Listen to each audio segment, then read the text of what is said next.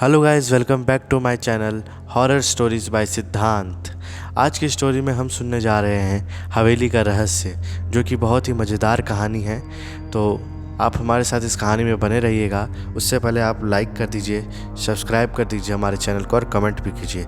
चलिए इस कहानी को शुरू करते हैं। रूहानी ताकतें हमारे आसपास हमेशा मंडराती रहती है। उनकी एक ही दुनिया है जो वास्तविकता में तो दिखाई नहीं देती, लेकिन कुछ घटनाओं से महसूस जरूर होने लगती है। ऐसी ही एक हवेली के भूत की है। दरअसल एक पुरानी हवेली है जिसमें कई साल पहले राजा महाराजा रहा करते थे, लेकिन अब वह वीरान पड़ी है क्योंकि उन राजाओं के वारिस देश से बाहर जा चुके हैं। हवेली की हालत जर्जर हो चुकी है, अब उसे मरम्मत की ज़रूरत है। इसके लिए शासन ने नोटिस के अनुसार संपत्ति के मालिक को सूचित किया जाता है। कुछ दिनों में पूर्व राजाओं के वारिस में से एक लड़की हवेली में अपने बच्चे के साथ दाखिल होती है, जो कि इस ज़माने के राजा की नाती की लड़की थी। उसका नाम उर्मिला था। उसके पति की कार एक्सीडेंट में मौत हो चुकी थी। अब वह विधवा हो चुकी थी, लेकिन उसके पास उसका एक बेटा है जो 8 वर्ष का है। वह भी अपनी माँ के साथ हवेली में आया है। हवेली बहुत ही विशाल थी, इसीलिए उसकी साफ़ सफाई के लिए कई मज़दूर बुलाए गए, जिन्हें चप्पे चप्पे की सफाई करने का ठेका दिया गया। किसी को नहीं पता कि हवेली में कोने कोने कितने खूनी रहस्य छुपे हुए हैं। उर्मिला के आने के बाद हवेली की हवा रूहानी होने लगी। ऐसा लग रहा था मानो कोई वर्षों से इंतज़ार कर रहा था इस हवेली के वारिस का। एक रात उर्मिला अपने कमरे में अपने बच्चों के साथ सो रही होती है। अचानक उसकी खिड़की से एक पक्षी टकरा कर मर जाता है। यह घटना अपने आप में असामान्य थी। पक्षी टकराते ही उर्मिला की नींद खुल जाती है और जब वह लाइट जलाकर देखती है तो डर से चीखने लगती है, क्योंकि उस कमरे की खिड़की से एक पक्षी फंसा हुआ था और उसके शरीर से खून की बूंदें फर्श पर गिर रही थी। नज़ारा इतना भयावह था कि वह अपने बच्चे को उठाना नहीं चाहती थी, लेकिन उर्मिला हिम्मत करके उस पक्षी को खिड़की से बाहर फेंक देती है। लेकिन इसके बाद उसे रात भर नींद नहीं आती और वह सुबह तक जागती रहती है। दरअसल वह जानना चाहती थी कि यह किसी की शरारत तो नहीं। सुबह होते ही वह अपने यहाँ काम कर रहे मज़दूरों से जाकर कहती है कि रात को मेरे कमरे की खिड़की पर कोई पक्षी आकर टकराया था और तुरंत मर गया। क्या तुम लोगों में से किसी ने यह हरकत की है? क्योंकि पक्षी खुद ब खुद तो खिड़की से नहीं टकरा सकता। मज़दूर कहते हैं, नहीं, हमने तो खिड़की से नीचे किसी पक्षी को मरा हुआ नहीं देखा। हम तो अभी वहाँ से चले आ रहे हैं। और जब सभी जाकर देखते हैं तो वहाँ कोई पक्षी मौजूद नहीं था। उर्मिला घबराने लगती है। या क्या यहाँ तो पक्षी होना चाहिए, या तो कम से कम उसका खून की बूंदें दिखनी चाहिए, लेकिन यहाँ पर पक्षी का एक पंख तक नहीं पड़ा हुआ है।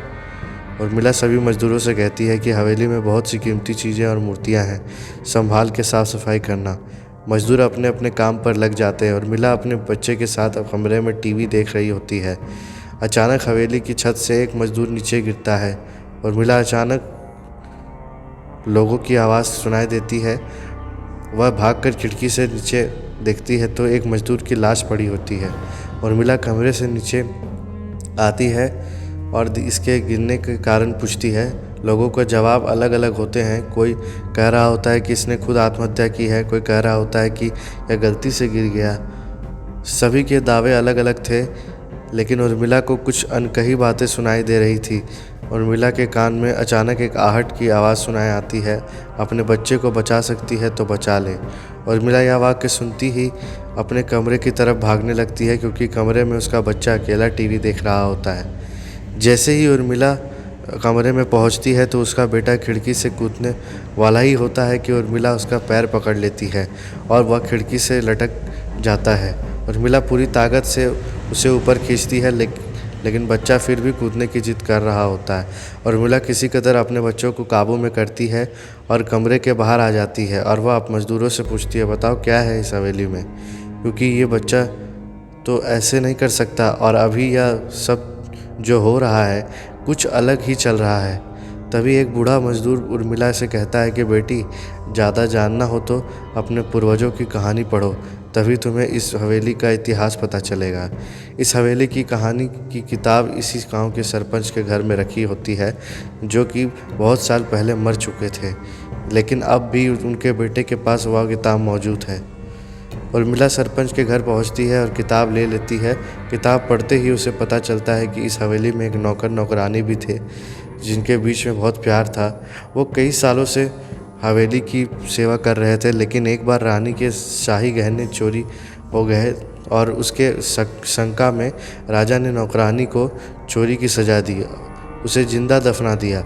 उसके गम में उसके पति ने भी अपनी जान दे दी और उसके 1 महीने बाद उस राजा ने अपनी ही तलवार अपने गले में घुसेड़ कर आत्महत्या कर ली। उसके बाद छोटे मोटे हादसे हवेली में होने लगे, जिस वजह से यह हवेली हमेशा के लिए बंद कर दी गई। कई सालों के बाद वहाँ कोई आया है, जिससे वहाँ रहने वाली आत्माओं को मौका मिल गया फिर से बदला लेने का। उर्मिला हवेली का रहस्य जानकर यहाँ से जाना चाहती है, क्योंकि उसे अपने बच्चे की चिंता है।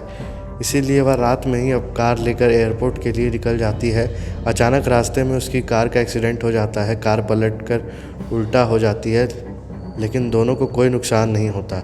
उर्मिला अपने बच्चे को बाहर निकाल देती है और सुनसान सड़क पर भागने लगती है। रास्ते में उसे एक कार आते दिखाई देती है और कार को रोकने के लिए उर्मिला सड़क के बीच में खड़ी हो जाती है और अपनी मदद के लिए चिल्लाने लगती है। तभी अचानक कार वाले कार का ब्रेक मार लगा देते हैं। उर्मिला पास जाकर देखती है तो उसकी हिम्मत बढ़ जाती है, क्योंकि यह एक पुलिस ऑफिसर होता है। उर्मिला हड़बड़ाहट में उसे अपनी सारी बात बता देती है और रोने लगती है। पुलिस ऑफिसर अपने गाड़ी में उसे बैठा लेता है और रोड में जाने लगते हैं दोनों। रास्ते में एक बूढ़ा सड़क पर जा रहा होता है और उनकी कार के सामने आते ही रोड पर गिर जाता है। पुलिस ऑफिसर गाड़ी से उतरकर उस व्यक्ति को देखते हैं। बूढ़ा व्यक्ति बेहोश हो चुका था। पुलिस ऑफिसर उसे गोद में उठाकर अपनी गाड़ी के पीछे बैठा देता है और अस्पताल के लिए चलने लगते हैं। अचानक उस बूढ़े व्यक्ति का हाथ पीछे से पुलिस ऑफिसर की गर्दन तक पहुंच जाता है। पुलिस ऑफिसर छटपटाने लगते हैं और अचानक गाड़ी का ब्रेक लगा देते हैं। गाड़ी की स्पीड कम होने की वजह से कार वहीं खड़ी हो जाती है और ऑफिसर अपनी गन निकाल कर बूढ़े की तरफ निशाना लगाकर गोली चला देता है। बूढ़े की सिर पर गोली लगने से भी उसकी जान नहीं जाती। महिला और पुलिस ऑफिसर दोनों समझ चुके हैं कि यह कोई भूत है। भूत को देखते ही उर्मिला अपने बच्चे को लेकर बाहर निकल जाती है और इसी बीच पुलिस ऑफिसर भूत की पकड़ में अपने आप को छुड़ाने में गायब हो जाते हैं। पुलिस ऑफिसर से के बाहर निकलते ही तीनों बाहर रोड से भागने लगते हैं और कुछ देर भागते हुए उन्हें सड़क के किनारे जगमगाती लाइट दिखाई देती है। पुलिस ऑफिसर उर्मिला से कहते हैं कि मैडम, यह एयरपोर्ट है, जल्दी चलिए। उर्मिला अपने बच्चों को लेकर एयरपोर्ट के अंदर पहुंच जाती है। एयरपोर्ट पहुंचते ही उर्मिला की जान में जान आ जाती है, क्योंकि पुलिस ऑफिसर की बहादुरी की वजह से उसके बच्चे की जान बच गई थी। लेकिन हवेली में भूतिया ताकतों का उत्पात अभी तक बना है और इसी के साथ खूंखार भूतिया की कहानी ख़त्म हो जाती है। अगर आपको ये कहानी पसंद आई हो तो आप मेरे चैनल को लाइक, सब्सक्राइब और कमेंट ज़रूर करें। अगर आप हमारे साथ कहानी शेयर करना चाहते हैं तो आप सिद्धांत पांडे 4646@gmail.com पर आगे हमें कहानियाँ भी सेंड कर सकते हैं। Thanks for watching. Bye bye. मिलते हैं दूसरे कहानी के साथ।